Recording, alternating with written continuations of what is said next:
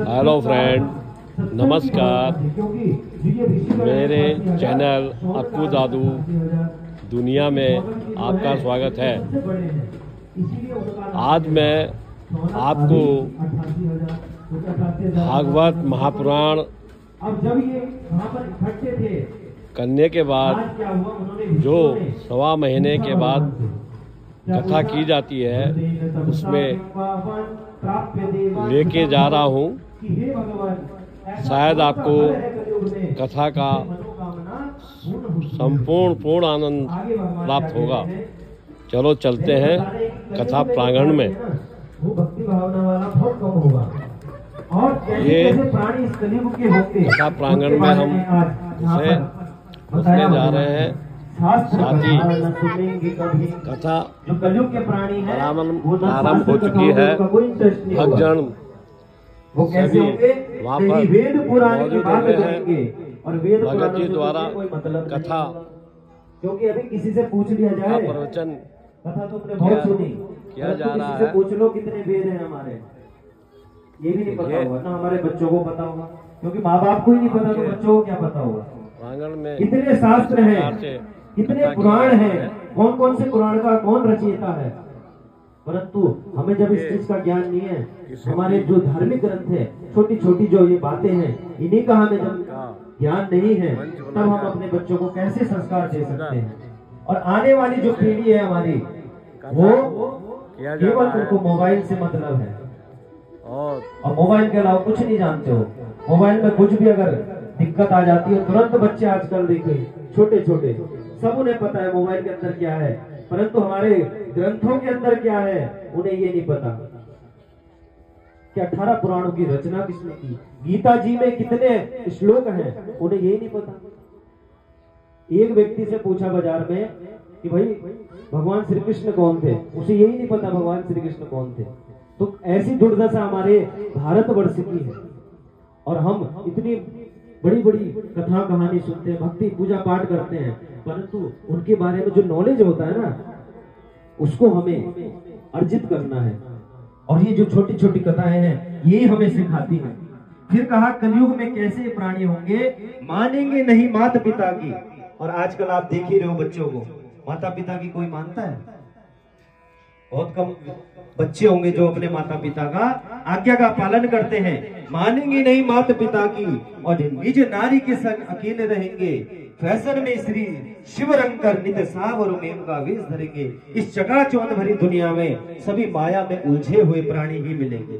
ये पहले कलयुग में, कलयुग की बात तुलसी बाबा ने लिख दी है। अब आगे कहा, ऋषियों ने कहा हे महाराज इस कष्ट के निवारणार्थ आप कुछ उपाय बताइए, क्योंकि ये जो कलिकाल है ना, कलयुग के जो व्यक्ति हैं इनकी बुद्धि भ्रष्ट हो चुकी है और इनको जो ये अपने पाप कर्म है वो भुगत रहा है इंसान, और इससे कैसे ये उऋण हो, कैसे मुक्त हो इन पापों से, ऐसा हमें। क्योंकि संत जो होते हैं ना 88,000 जो ऋषि हैं वो संत हैं, और संतों का हृदय क्या होता है, नवनीत के समान। नवनीत बोलते हैं मक्खन को। वो मक्खन क्या होता है, आंच में जब ले जाया जाता है तो मक्खन पिघलता है, परंतु संत का हृदय कैसा होता है, मक्खन से भी कोमल होता है। संत हृदय नवनीत समाना, तो नवनीत के समान होते हैं संत। अब जब संत ऋषिगणों ने देखी कलयुग की दशा कि कलयुग के प्राणी ऐसे होंगे, ना माता पिता की मानेंगे, तो तब उनको जब चिंता हुई तब उन्होंने आज अपना प्रश्न बड़ा सुंदर किया, हे महाराज इस कष्ट के निवारणार्थ आप कृपा करके ऐसे धार्मिक अनुष्ठान का विवेचन कीजिए जिससे मनुष्यों का कल्याण हो सके। तो सौनकादि ऋषियों की प्रार्थना सुनकर सूत जी महाराज कहने लगे, हे महर्षियों आप लोग धन्य हैं, क्योंकि आपके अंतःस्थल में क्या है, परोपकार की भावना प्रादुर्भाव हुई। क्योंकि संतों का ही हृदय ऐसा होता है जो दूसरों के लिए जीता है, दूसरों को दुख को देख करके वो पीड़ित होता है। अब आगे क्या कहा, सूत उवाच नारदेव देव संपृष्टो भगवान कमलापते सुरर्षय देवाः तच्छृण्वध्वं समाहिता। एकदा नारदो योगी परानुग्रह कांक्षया प्रयतान् विविधान् लोकान् मर्त्यलोकमुपागता।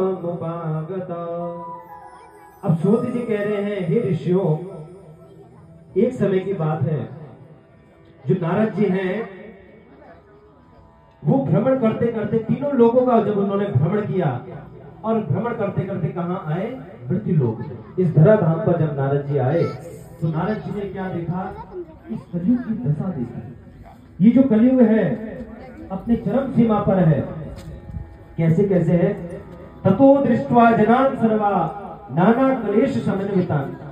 अपने अपने दुख के कारण वो अपने क्लेशों के कारण दुख को भोग रहा है और नाना योनि समुत्पन्ना क्लिश्चन्या नास्त कर्म भी अपने अपने कर्म को भोग करके अनेक योनियों में पड़ रहा है। जब नारद जी के मन में ऐसी दया उठी कि इस मनुष्य का, कलयुग के प्राणियों का उद्धार किस प्रकार से हो, अब नारद जी ने देखा। सबसे पहले कहाँ गए? केनोपायेन चेतेषा दुख नाशोत भवे ध्रुवम इति संचित्य मनसा विष्णु लोकम गतस्तदा। ऐसी चिंता लेकर के नारद जी आज कहाँ पहुंच गए? वैकुंठ लोक में, जहाँ पर साक्षात